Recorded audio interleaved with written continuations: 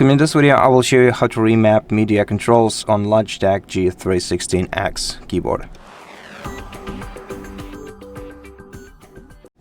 I'm gonna show you two ways of doing that. The first one, which does not require any software, and the second one, which we can easily do with Logitech G Hub application and assign media control keys to any key on our keyboard.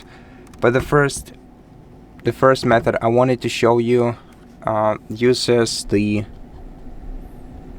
digital knob that we have right here, and in order to control media by using it, we're gonna have to hold it down for 1.5 seconds, and instead of this default volume control, we have to rotate this knob counterclockwise and select this media icon. Then press this knob once, and now if we rotate it counterclockwise, we will go to the previous track. Rotate it clockwise, we'll go to the next track, and press it to play and pause media.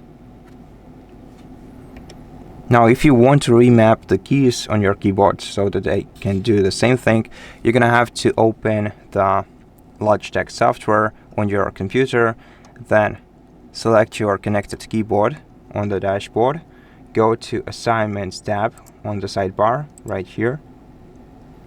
Now here you're gonna have to select 3 different keys.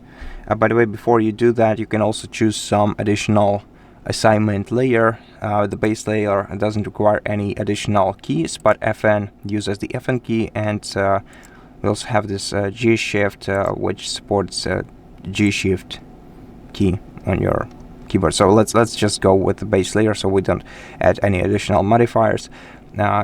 Select 3 different keys, for example 4, 5, 6 on the numpad. Let's start with 4.